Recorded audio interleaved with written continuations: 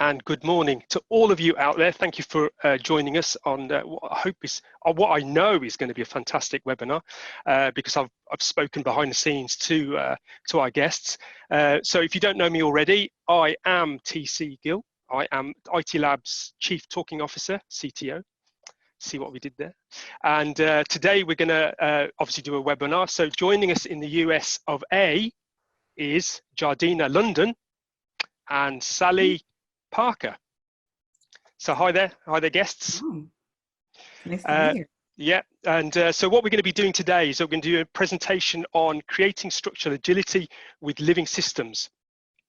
The presentation by our good guests here are going to be about 25 minutes, and that's going to be followed then by a Q&A session afterwards. However, I just want to point out that there is a question and answer a tool at the bottom of your screen. Please send in questions during the talk. So if we see anything that's really juicy and really interesting, I'll bring it into the space, and we'll kind of take a breather and answer some of the questions if they feel relevant and powerful. So yeah, so that's a Q&A, and hopefully those will be about 25 minutes. So the objectives of the talk are to cover in this webinar are: what is the definition and principles of structural agility? What is a living system? I mean, that's a pretty big question. And how does a living system create structural agility? And the other thing we're going to answer is, what are the main structural tensions within a living system? Okay, so I'm going to shut up now, and I'm going to pass you over to our wonderful guests here. So hello, Sally, and hello, Jardena. Hello. And I'll just sort of give a quick introduction. I do a lot of work in the business agility space. Sally does a lot of work in the living system space. So kind of like a Reese's peanut butter cup, we came together to form something even better, right? So that's what we're sharing with you today, sort of the Reese's peanut butter cup between business agility, structural agility, and living systems. Cool. So I'm going to start to share my screen with you all. Okay. And we'll get started jumping into it. So creating structural agility with living systems. Okay. Let me see here. What's going on? Okay. So TC just walked us through the agenda, so I'm not going to spend any time on it. But what we need to do here is we need to lay some groundwork. What's happened, I feel like, in this structural agility space is we've all jumped to the how. We've all jumped to frameworks and patterns and things. And so we want to pull it back a little bit and talk about the what. So we're going to spend some time on the definitions and talking about what a system is. And then at the end here, when we say, how can you leverage the main structural tensions of living systems in your organization, we'll get to give you a little taste of the how. But to be honest, it would be consulting malpractice for us to give you prescriptions without having a diagnosis of the patient, right? So we're not going to go give you some prescriptions, but we'll give you some things to think about and some thinking tools to actually get you a little bit into the how. We'll scratch the surface of the how. Cool. Okay, so the organizing principle that kind of overlays everything we're going to talk about today is that we want to do more of growing flourishing living systems and less building factories. See, that's like a picture of New Jersey right there where I am. And it's not that there's not going to be any machine or anything mechanistic anymore. It's just that we're way on that right side of the screen right now. So we want to create some more balance and do some more growing of living systems. Right, Sally? Am I on track? You are on track. Absolutely. Awesome. So I'm just going to tee up some definitions here, and then I will turn it over to Sally in a couple of minutes.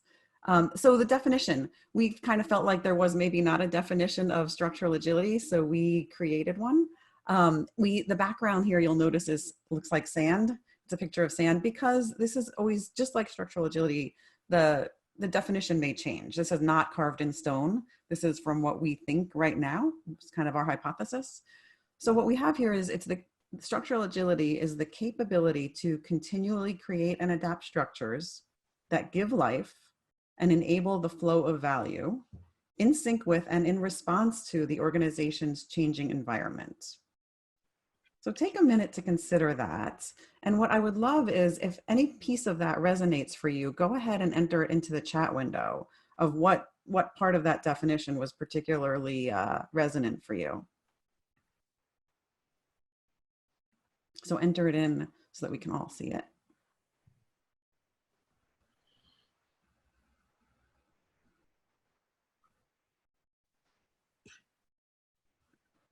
I don't see anything come. Oh, here we go. Continuous adaptation. Yep. Okay, great. Right. It's always, it's not once we get into trouble, it's all the time. The in sync piece, right? In sync with the organization. So again, we're not imposing it on. Yeah. Great. And feel free to continue to enter into, throw things in the chat window. Okay, here's one more, hold on. Counterintuitive to the word structure. Right. Flexible and structured. Yeah, those two things seem contrary. There's a question here, Jardena, Sally, that's just come up from Zach, and he asked kind of, yes, this is the what, and there's the kind of question as, well, what's the why? Why does this matter? I guess you'll cover that maybe later on. I feel like we will cover it, but let's come back to it and make sure we do. Cool. Can we do that? Yeah. Okay. Excellent. But you're right. This is more about the what. So actually, maybe this is the why. So when I think about structure, and kind of when I got into this space, I didn't exactly understand structure. So I'm going to share with you kind of my journey. But the one way that I heard it expressed that made most sense to me is it's like the alignment of your car, right? So structure is like the alignment of your car. And I can tell you that the best practice is to hold that wheel straight on a straight road. But if my car's out of alignment, I can't follow that best practice, because otherwise I have two choices, right? Either I follow the best practice and hit a tree, or I don't follow the best practice and adjust the steering for the bad alignment. So that's kind of what we think of when we think about what structure is and why it's important. But if you think about that example too, you know, there has to be some room for me to be able to adjust that practice for a bad alignment. Because if I just hit a pothole a mile back, like I haven't fixed my alignment yet. So we need to make some structures that do allow for people to adjust their practices as necessary. All right, so that's sort of like the why-ish, but let's see if we can get a little bit more into the why than that. So again, I just got into this space and I was like, I don't even know what structure really means. Like I think of it like an org chart, but that's not really what it is. So we put some definition here from, you know, the org structure community. And really what it is, if you think about structure, is it's the boundaries and rules that organize people and activities towards a shared purpose, right? So there has to be a shared purpose. And then it is, or sort of, you think about like, how do we organize people and how do we organize work? And then how do we align? What structures do we use to align those organized people to the organized work, right? How do we line those up? So the elements of this may be boundaries and sub-boundaries. How are we accounting for gaps and overlaps in people and work? And then what are the lateral and integrating forms? So, you know, where we have weaknesses in our structure, how are we accounting for it? So you might see matrices come up, or matrices, or matrix management. You might have something like centers of excellence to account for people who are distributed in a group, like things like that. So some integrating forms. And then things that influence it: location, power, variation, standardization, centralized, decentralized, and then kind of like what's the span of control would influence the structure. Hey, Sally, did I miss anything there? No, not at all. All right, cool. Let me turn it over to you then to talk to us about the system. Okay, great. So when we talk about structural agility, we are talking about something that is a property of an organization at a system level. And another way of thinking about this is that it's a capability or system-wide capacity that emerges when conditions are conducive. So the importance is that we're really looking at the system level. And when we're talking about a system, we're really referring to three things, or three things, yeah: elements, interconnectedness, and a function or a purpose. Systems tend to be delineated by some sort of boundary. It could be temporal, it could be spatial. They're also surrounded and influenced continuously, shaped, etc. God bless you. Thank you. By the environment that they're operating within, which is also continuously changing. And systems are characterized or described not only by the purpose, but by the structure that is continuously kind of changing, adapting, and evolving. and expressed through behavior or functioning. I'm just going to take a pause here because I feel like we've gotten a little bit far enough to maybe readdress Zach's question before we get too deep of why. Yeah. Right. So do we want to just take a minute and reflect on that? Like I was kind of thinking as I was listening, the why is for that business agility goal of responsiveness and adaptiveness, right? I mean, would you agree with that, Sally? Well, and I'd take it a step further. It's actually so that the system is responding and adapting in a way that's allowing it to thrive over time. So sometimes we can change. It doesn't necessarily mean that the change is going to serve us. But is really that way for the organization to continuously make sure as a system that it's staying on track, that it is going to be able to operate in a way that will be able to sustain it in a thriving capacity. Yes. Just to kind of add in there, the kind of word that comes up for me is the opposite of agile. You know, I can't remember what the word is. I think we've spoken around this before, Jardena. It's Rigid. that rigid, almost kind of, it's kind of stagnated and not moving anymore. There's no kind of flow. And I guess this is why having that ability to adapt, sense and adapt to what's here now, which is not what was there before, you know? Yeah. Right. And Zach brings up I love the last comment that Zach made about the system is dealing with the current realities. Yeah. So absolutely, absolutely. That's a great point. Yeah. All right, here we go. And we tend to look at organizations as living systems. And in a way that's opposed to organization as machine, which is still, unfortunately, the predominant way that we tend to describe organizations. The language we use is really that of machine. And when we think about living systems, a really simple way of looking at them is that they are self-organizing life forms that are continuously interacting with their environments. We keep coming back to that. And the environments are continuously changing. And they are maintained by a flow. And it's a flow of information and energy and matter. And they organize around an identity.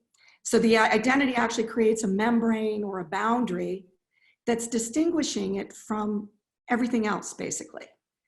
But if the boundary becomes too closed or too rigid, the system is actually sort of closing off its ability to sustain life because it's not bringing in that flow of information and energy. On the other hand, and I think we've all experienced that, we see organizations that sort of white knuckle their current way of operating and are resisting what they need to be doing to adapt and respond to what's happening in the broader environment. But on the other hand, if a system is too open, it can't generate the capacities that are needed and consequently isn't able to adapt. So for me, the really cool thing about the idea of structural agility is that it's something that is enabling an organization as a living system to really maintain that sensitive balance between open and closed in sort of in the presence of continuous change. Let me flip it for you. Thank you. And living systems create themselves. So there's a big word for this. It's autopoietic, and it basically means that they are continuously creating themselves. They are, so when we think about it, a living system, and this actually truly differentiates it from a machine as a system. They are operating towards an internal end or purpose. They're continually working around that. Sometimes we refer to that as identity. They are also determining their own structures, and those structures are continuously changing in order to be able to promote and enable the flow that those organizations needs coming in from the external environment. They're continuously designing and creating themselves. And they're maintaining themselves, which means they're repairing, regenerating, replicating, which I think as we look at and think about some of the ways we're dealing with organizations, we can often look at some of these and see that in many organizations, the forces for these 5 bullet points are external or coming from outside of the organization. Mm. And So the I know cool you're all thing- wondering. No, go ahead. I was going to say, everyone's wondering, how can we do it? How can we do it? So we'll get there. We're not there. Yeah. Hang in there. So I And think that sorry, Sally. I was just going to add that this kind of the kind of summary of this is kind of self-organizing. It has its own purpose and it kind of figures it out itself internally. Yeah. yes. Yeah. Exactly. And it's sort of, as someone said, counterintuitive. There's a counterintuitive, especially in organizations where machine is model and the need is to control and predict. This That's sort of right. turns on its head. But the really cool thing is that the conditions that are necessary for this kind of the power of self-organization are actually quite minimal. The conditions necessary to create that kind of order are quite minimal. There's a biologist, his name is Stuart Kaufman. He actually refers to it as order for free, which I think is a really kind of cool way of looking at it. And it's order that is being created almost instantaneously through simple rules that are self-referencing, that operate autonomously and are unconstrained by other controls. So if you are like me and you've ever spent time watching birds flock like sparrows, and they do all of these amazing dances at 40 miles an hour, they're doing that in all of those different configurations using actually a set of 3 very simple rules. So we're basically working our butts off to create order that we don't even, it's a total waste of energy because we could have it for free. Right, that's what he's saying. A matter of getting clear on what in some ways we need to remove or get out of the way, the friction we need to reduce so that what wants to flow can flow. Yeah, love it. All right. And when we look at living systems, especially human systems, there are going to always be both mechanistic and organic or quantum attributes. And I'm not going to go through this list line by line, but I think it's a really important way of kind of, number one, getting a sense that in many organizations, we're kind of over-indexed on the mechanistic side. And a lot of that has to do with the fact that so many organizations have really been designed for control, predictability. What we're needing to do is not necessarily get rid of or let go of the mechanistic, because a lot of that is really critical. We need to strengthen what I refer to as the organic muscle so that we can actually start building that internal capability to continuously adapt. And just calling out a couple of things. So if you look at third line down, efficiency as the metric and meaning as the metric. So I think it's safe to say we're definitely, as a global community, probably over-indexed on efficiency. Well, efficiency is something we need to sustain, but we also need to start really focusing on metrics that get at meaning, like values and purpose and identity.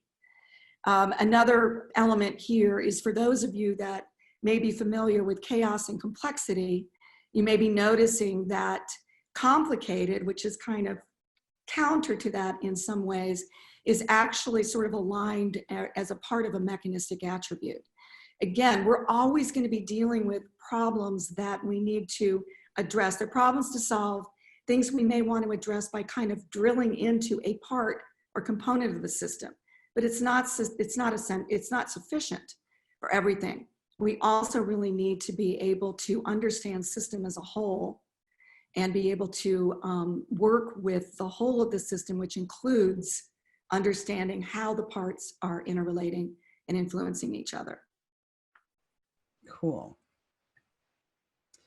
So a little bit about, now let's bring it all together here. Let's bring the Reese's Peanut Butter Cup together. So how does structural agility promote living organizations and vice versa, right? Like promoting life and bring life to a living organization. And again, when I think of a living organization, that's where the soul is. That's where the soul of your organization is. So thinking machines don't have a soul, despite the famous book by that title. We really want to look at them like a living organization that has a life of its own. So how do the two feed each other? Well, first is through form. So identity and boundaries, Sally touched on a little bit, creating that identity that we all share And then those permeable boundaries that can exchange information with the environment. So the second one is information. That information exchange is key to adapting, right? So in a mechanistic system, and even in the past, you might single point of contact, right? There's one person. We want to expand that. So there's a lot more places to exchange information within the organization, because that's the information that you're using to allow the organization to adapt itself. Without that information, or with constraints on that information, it's really hard for the organization to emerge with its own adaptations. Then the third one here is energy flow. So like Sally kind of talked about, we want to remove blockages, create structures that allow the energy to flow to create value. And then we're going to do a deep dive in a couple of minutes into tensions. So looking where there are tensions, or we call them polarities, in the organization, and taking that tension and the energy in the tension and enabling that to create some energy flow. Okay, so these are how the two kind of feed each other. We're almost thinking that they're synonymous, but not quite, but they definitely feed into each other. All right. So this slide's got a little intensity to it. So take a minute, refocus, take a deep breath. What we've done, again, this is written in sand, which is why the sand background. We've come up with 9 principles that we think are the principles of structural agility. So we gave you the definition. Now that we've given you some background on what living systems are, we're going to take you through what we've come up with in terms of the 9 principles. And listen while I'm talking for things that resonate with you, and you can throw them in the chat window while I'm even going through them. And listen as we get to number 9, if you feel that we missed something that's key, because like I said, this is written in sand, so your feedback is key here. All right, so first one is, we view organizations as living human ecosystems, inherently interconnected and able to flourish. So we've talked about that in terms of the living system. 2, continuous design allows the organization to evolve, right? We talked about the fact that it's continuous. 3, agility only exists when we create conditions for it instead of directing activity. I think we touched on that a bit. Number 4, we thrive by leveraging dynamic tension. So we're going to do a mini deep dive into that in just a moment. Number 5, we enable flow through hierarchies, which are naturally in service to each other. So I'm going to pause for a second on that one, because hierarchy is a trigger word for a lot of people. So I'm going to ask you to kind of, all of the connotation and emotion that may come up for you when you hear the word hierarchy, let's kind of carve that off and put that off to the side for just a moment. And what we see is that, I know that there is popular in the Agile community in particular to say no hierarchy. But what we see in living systems is that there is natural hierarchy.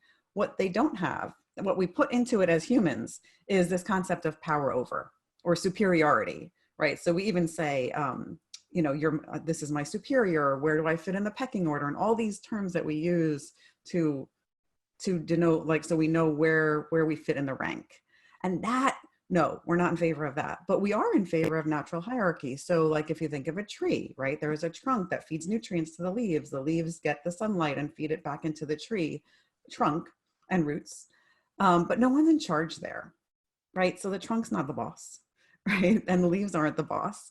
So really it is a natural hierarchy, and they're in service to each other, right? The leaves are serving the greater purpose of the tree, and so is the trunk. So that's the kind of hierarchy that we're talking about, not some kind of a power over. All right, let's move on. 6 is adaptations for how we organize emerge from within the organization. So we've touched on that. 7, at every level, the organization has a way to shed and spawn from within itself. And I just want to kind of pause for a minute. The shedding is something that organizations have historically not been great at. Right? We shed when we realize we have to, you know, when it becomes like a fever pitch. But when we think about structural agility, it's a regular part of the process to shed dead leaves, right? Using the tree example, like we're always constantly shedding. Yes, I just want to touch on that, Jardena, because this is an area that I know I'm particularly interested in, because we always think of organizations as these things that have to continuously grow, continuously add to. And some organizations I've worked in from experience is that they don't let go of old aspects of what they've been doing in the past, and they get really bogged down. And I actually have seen examples of companies that have suffered the ultimate outcome, which is for them to kind of fall away. Yeah. So this is really important. I think this idea of shedding and spawning is really important. Sally, do you want to talk about the forest fires? Yeah, TC, thanks. That's a really hot spot for me, mentioning forest fires. So in ecological systems, which are living systems, in many ways, organizations are ecological systems. They are continuously going through a series of stages as part of a life cycle. And what we're talking about, and TC, what you're talking about with the shedding is really part of a release stage that is happening at different levels of system, maybe at the enterprise as a whole. And when organizations hang on too long, they essentially become overly rigid, they lose resilience. If we think about what happens in a forest, the fire, which can seem really bad as to humans, but the fire is actually a part of that ecology's way of continuing to renew itself, because it rids the system of infrastructure, old trees, all the stuff that's in there that no longer serves, and actually then turns it into nutrients that can nourish the system. It also creates light pockets for seed pods that have kind of been nascent, waiting for their opportunity to kind of boom and start to really bring in new growth. So I think it's a really important point, and thank you for emphasizing it.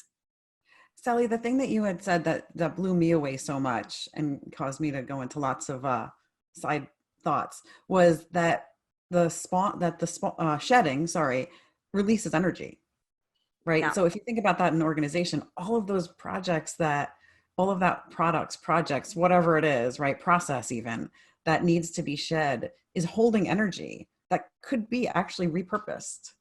Right. And so that's why it's so important to release it. Yes, I think that's a really, I kind of woke up. Well, no, actually, I've been awake the whole time. Sorry, that's the wrong term. My ears picked up then, because you do find this, is that there's a lot of it being loaded and lost. And it's almost like a shortcut to the organization. It's, if you can imagine a battery, and we're using lots of analogies here, but a battery being shorted, then there's not as much energy left in other areas. So I love the idea of literally being quite ruthless and saying, what are we saying yes to? And what are we saying no to? Yeah, it's about energy. Yeah. Cool. All right. So number 8 is intentional development, both individual and collective, fosters organizational evolution. So that means that we're developing our capabilities as individuals and as collective. And it doesn't always mean training, right? It's that we're all invested in developing each other. And if you just think about this one, like, when was the last time that you tried to help develop one of your peers? And maybe you have, right, if they were your friends. But normally it's like some superior is developing the people below, or the learning and development department is developing. But this is about, we are all invested in each other's development as a team and as an individual. And that's different.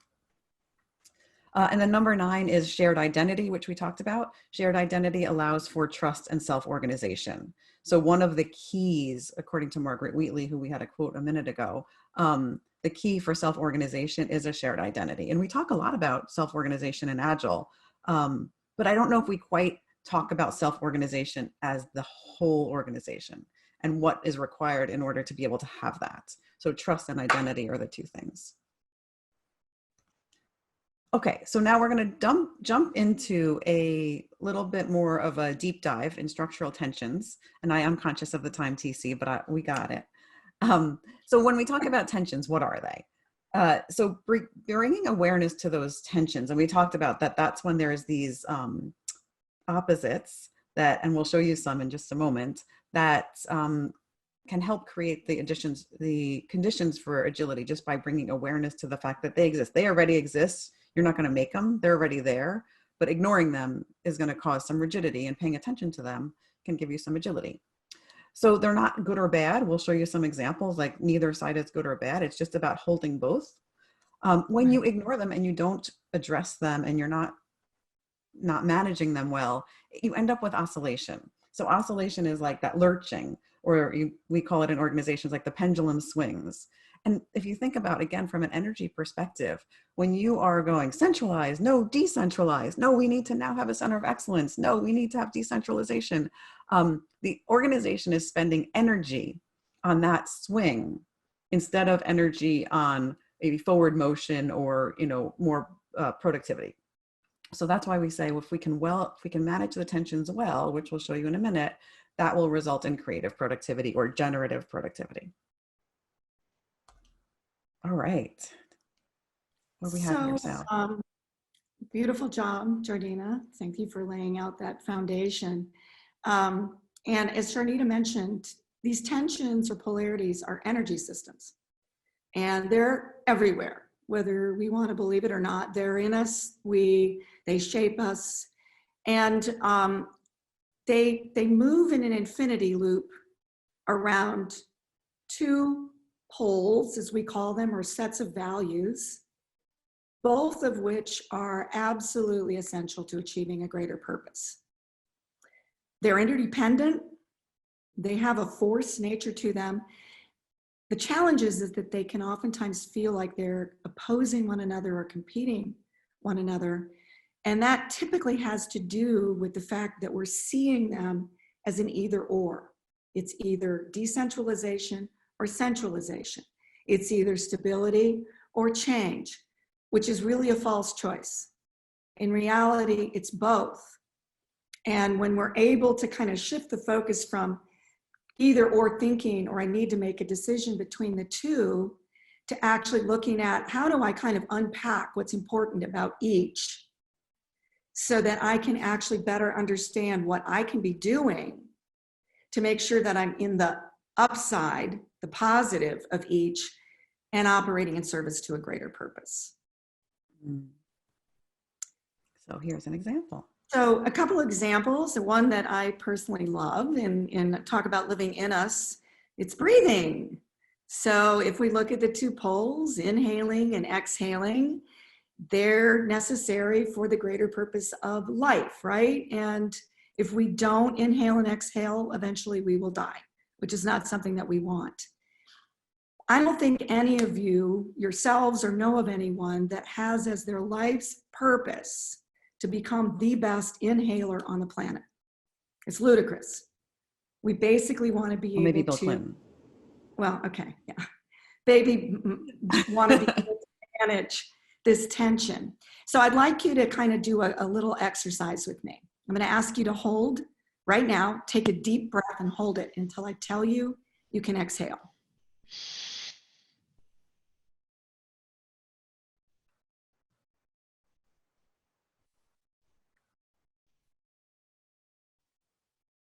Okay, I'm letting you off the hook a little early, but exhale now. Hold the exhale until I tell you you can inhale.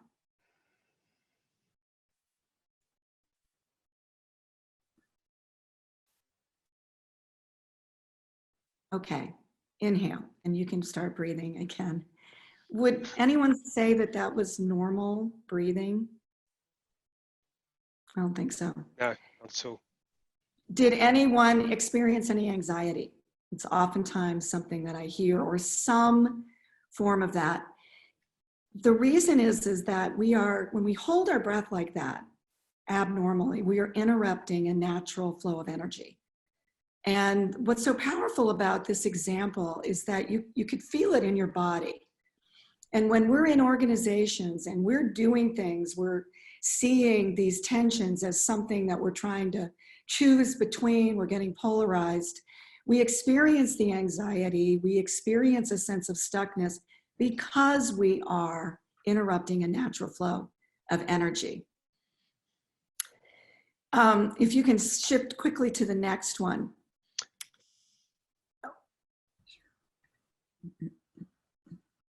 So activity and rest is another that continuously shapes us. And the point that I want to make with this is that if any of you are athletes or you've been runners, you know what happens when you don't balance activity with rest. It can result in injuries, and consequently you can't sustain what it is you're wanting to accomplish with maybe running a marathon or whatever. But it's also similar in organizations. So we're needing to make sure that we're balancing activity with rest.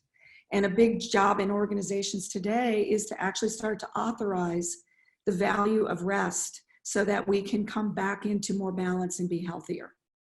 Can move forward. I'm looking at time too. Sorry. Okay. So what we did was taking those tensions into consideration, we kind of said, well, what is it that structural agility needs? Like, what are the main tensions that drive structural agility? And it's not, again, this is in sand, this is not written in stone, but these are the ones that we thought were the biggest drivers. And there's a bunch of sub tensions under these, right? These were kind of the metas that we came up with. So I'm going to run through them quickly, and then we'll, maybe I saw some questions up there. So let me run through these, and then we'll take a couple of questions. We'll take a pause. So there's three that have to do with the worldview of the organization. So performance and health, right? Like, so this is the performance is where we going today. It's our GPS, and health is how's our car running, right? So how's the overall organization's health versus how are we meeting our goals? Leadership and followership. So what direction are we going, and how are we doing in doing the work to get there? And then stability and change, which is a huge one today. I think we're going to dig into that one in a minute, but there's a big push for organizations to be very change friendly right now. The stability side still needs to be there. And then how do these worldviews tensions manifest in the activities we do? So structure and flow we talked about. There needs to be some structure, but it needs to allow some flow. Long-term and short-term thinking is something that, that pendulum swings quite a bit in organizations. Exploitation and innovation, and we mean exploitation in the most positive sense here. We don't mean that to be negative, but how are we getting the value out of the products and assets we have, and then how are we coming up with new products and assets? Internal and external, so managing that, what's our identity, what are we as an organization, and then all of the things in the external ecosystem. Parts and whole, we kind of touched on a bit, but this is a big one. And this plays out in multiple ways, right? This plays out with individuals and teams, with, projects and programs. Like you see this all over the place in organizations. And then there's centralized and decentralized, which we talked about. And we did talk about a bit about spawn and shed. TC, do you want to take a pause? So what we were going to do next, well, let me just tell you what we're going to do next, and then we can take a pause here, was we were going to kind of dig into some of the specific tensions and play with them a little bit. Sure. Oh, you want to take a minute to do some Q&A? Yes, absolutely. Yes. So we've got a few questions lined up here in the chat as well. Marcella pointed out, shouldn't a system be learning? The question is that shouldn't a system be learning? Yeah, absolutely. That's a yes. Absolutely. I mean, when we talk about taking in the information and using it to adapt, so a word for that is learning, right? Yeah, a learning organization, and I love the idea of continuous learning. You never stop learning. There's always, I think somebody else referred to the reality here now. What is it that we can learn from that, and then kind of moving forward. So yeah, I'm a big fan of continuous learning. In fact, in organizations, I always encourage people to kind of socialize books as well around the learning, around new ideas out there as well.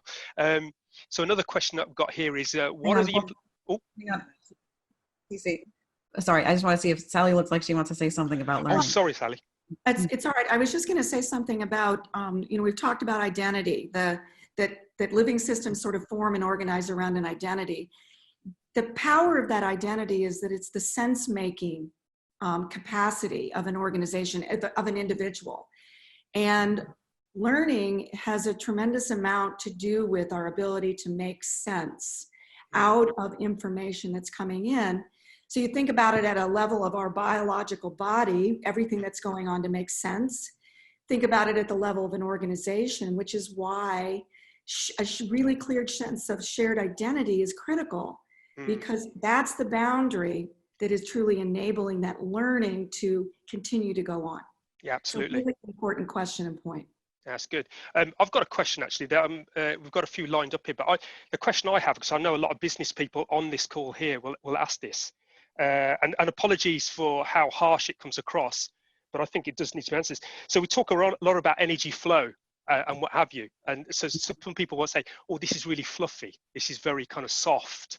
So what would you say to that? How would you answer that?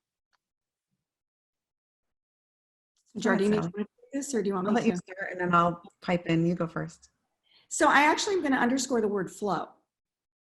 And it's kind of rethinking structure. And if you think about nature, nature is one of the most efficient, effective systems on the planet. It will beat us hands down any day of the week in terms of its level of productivity. So we think about flow and what is wanting to be in place in terms of form that can enable that flow. So it's not just energy, it's information, it's material, it's resources, everything that's wanting to flow through a system. But the important part of energy is that if we get energy tied up, I mean, that's your innovation source, the fuel for creativity. That's why it's so critical. Yes. Yeah, I hear you. Because there is a part of me. Sorry, Jardina, did you want to add to that? No, that's okay. I will, but you go first. So I was going to say, so there's a part of me when I hear the word kind of energy, it kind of has that reaction to me. I'm starting to understand the value of it, because everything is based on that energy, you know, that ability to kind of move forward, the effort that you put into stuff. So I guess for me, and maybe I'm inviting other people to do the same as well, it's just to get over the word, you know, and embrace it in terms of what it means to us in business, in terms of, you know, how we can drive things forward. Yeah, so it does kind of evoke the new age, kind of like we're going to breathe into our chakras. And if you want to do that, that's cool. But it is really, like Sally said, it's if I said effort, right? I mean, we talk about like, we want to put some energy and focus into this, right? We say it that way. We want to put some efforts. We want to have some information moving, right? So we do use these words. It doesn't mean like we have to feel the energy coming from the universe. But there's energy flowing in the organization anyway, and we know that. Yeah. So I'm gonna coin, maybe use a term from Austin Powers. We'll call it mojo from now on. All right. Mojo. We need mojo, man. Okay. You can call it person hours if you want, right? If that makes everyone feel better. All right. What else? Got any other questions teed up there? I kind of forgot I was the host then for a second, just as a comic moment there. So what are the implications to the organization's growth? Living organisms evolve from single cell to very complex forms in a predictable way. Are there principles of how organizations grow? So did you understand the question? Are there principles of how organizations grow? Okay, so it's an incredible question, and I'm not sure who asked it, but would love to connect and be able to continue that conversation. So the work with organizations as living systems is in its frontier, and those of us that are kind of immersed in this are learning every day that we're kind of bringing these lenses into organizations. And yes, there are principles. Some of them are actually adapted from how biology or how organisms and ecosystems have continued to, how they operate in order to create conditions for life, which really means that you're constantly balancing both growth and development. So it's not something that we have time to kind of dive into, but would love to be able to, because I think it's a fabulous question. But yes, there are. And I think today is a great opportunity. Now is a great opportunity for really being able to co-explore those. Brilliant. Jardina, do you have anything you want to add to that? That was all you. I was like, oh, that's the living system question right there. Yeah. That's good. So mindful of the time, we've got some questions still lined up, so we'll answer them afterwards, maybe via email and message. So do you want to continue for a bit? Yeah. I mean, we just have a little bit left, which was just we have promised you a little taste of the how.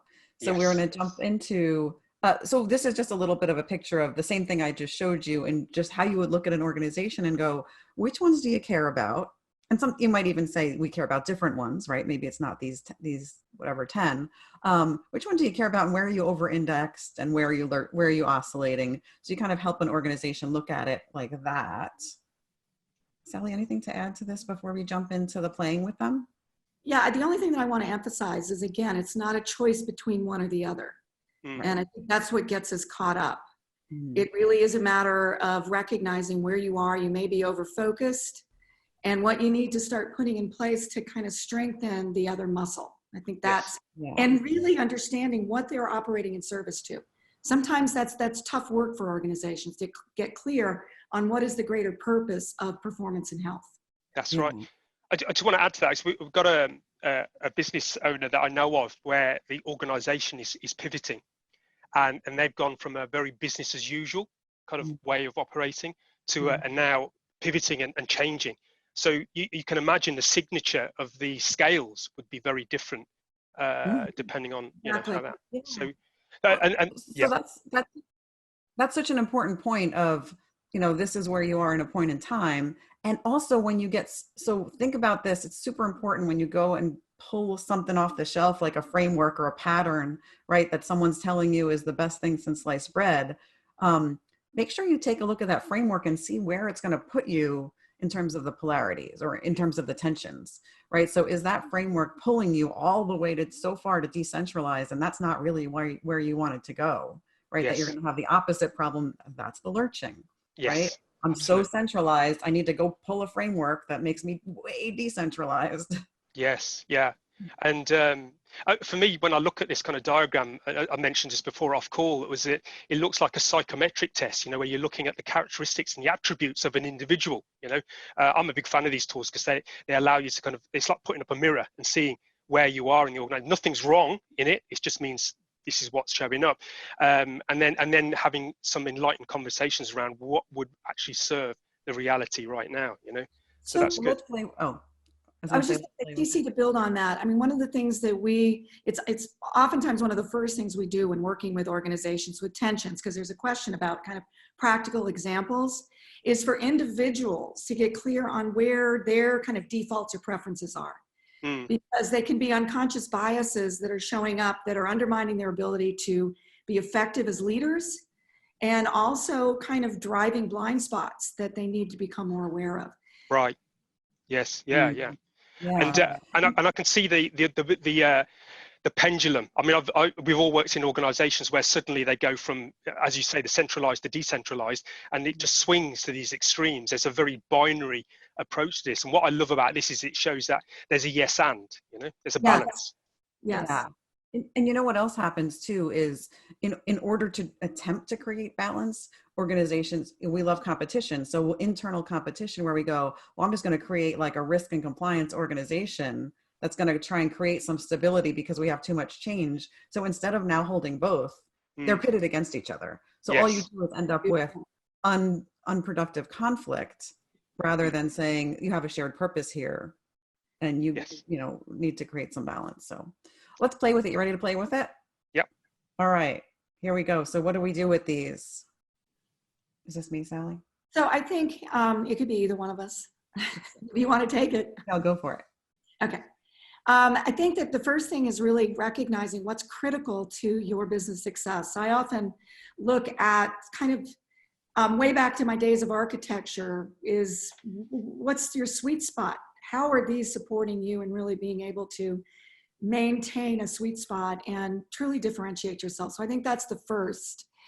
And being able to understand what are the tensions in service to.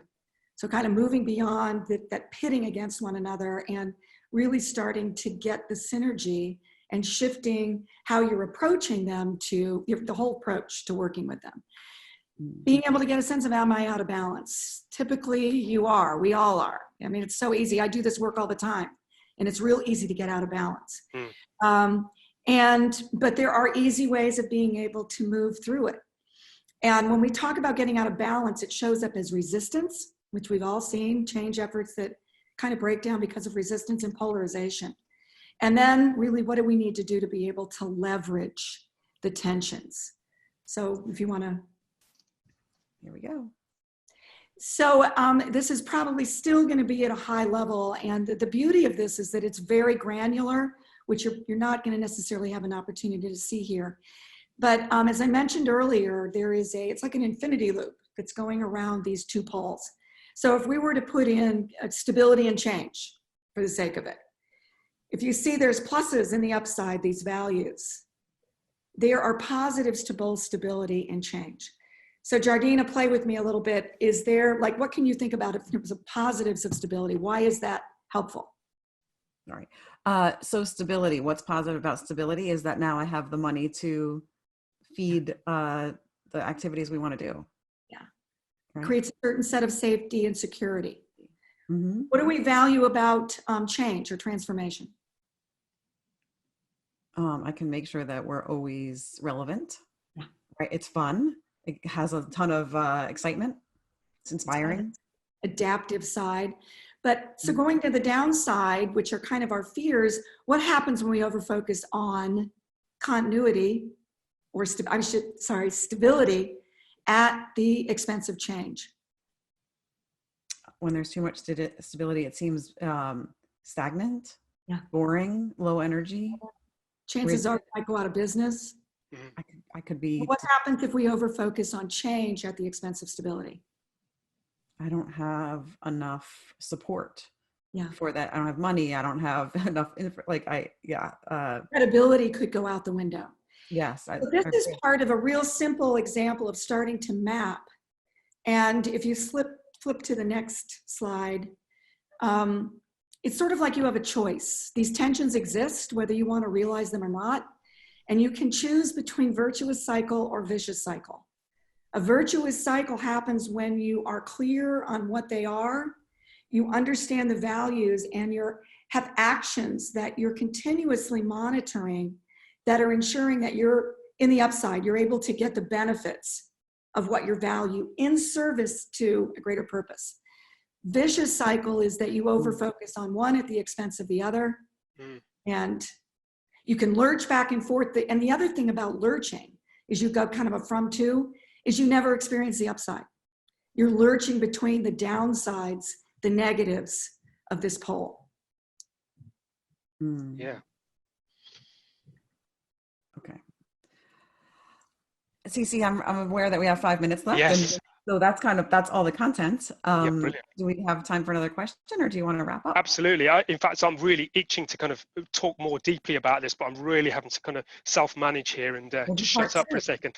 So I'm self-managing here. So in terms of questions, there was a statement here around, I mean, some of this stuff seems so obvious. Why don't organizations do it? Oh my God, you know, it just seems really frustrating because the great thing about this is that there's a perspective that you're creating a perspective which I think allows people to kind of talk about it more. The idea of tensions, you know, we know what stability is, and you know, and having more kind of flow. It allows people to have that. So that's more of a statement. Another question that we got here is, here we go. Well, TC, I just want to pipe in on that one last one. So one of the reasons that there is why it's so obvious and people don't do it is because they're driven by the deeper fear. Right. I'm avoiding.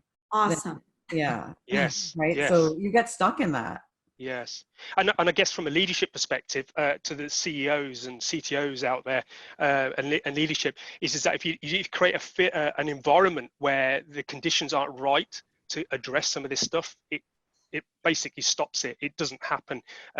You've got to create that layer of trust, allowing the ideas and conversations to emerge, you know, so there's a kind of leadership element. So do you have any practical examples of how we can use tensions? So I guess this is probably a big kind of question here. That's from Maya. I don't know if we've got time to answer that. Actually, we've got 3 minutes left. Sally, give them a 30 seconds. Jardena, were you going to say something? No, I said give them a 30-second on that one.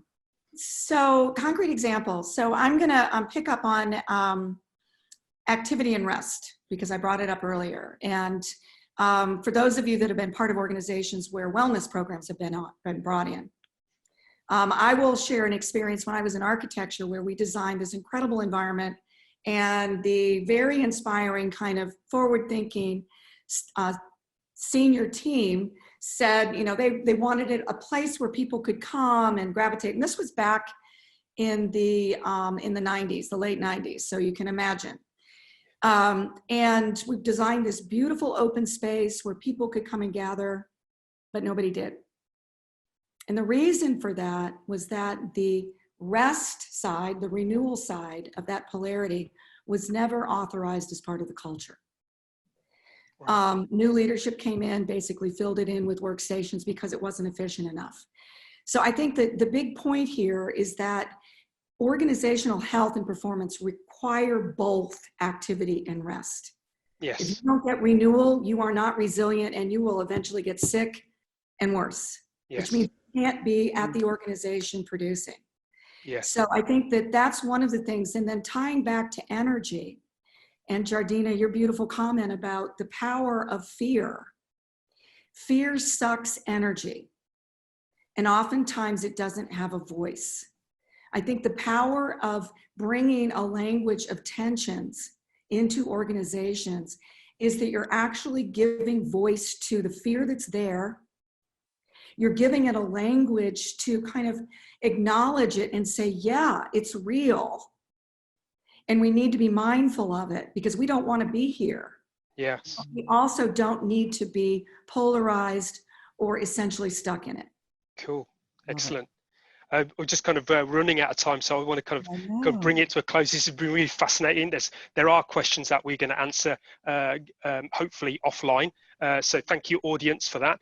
In terms of, so what are the key takeaways that you'd like to kind of offer to our audience here and to myself, because I'm interested as well? I think it just goes back to the agenda I just wanted to review. So we kind of hit on the definition and principles of structural agility. So kind of created some boundary, to use our own term, around what is it, because I think that wasn't clear before, wasn't clear to me. What is a system? What's a living system? And how living systems can create the structural agility that we seem to be seeking. So really just trying to put some language and boundary around that. And then we kind of played around with a little bit of what do we do with, like, what are the organizational tensions and how can we bring them to light within an organization? So we gave you a little bit of a taste of how you might start those conversations in your organization.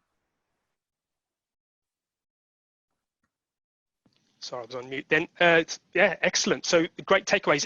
We had a question earlier on around the slides. Are we providing these in some form? Oh, absolutely, audience. With a bunch of stuff in a bunch of little goodies for you, resources, extra depth for you in the appendix. So go play with that.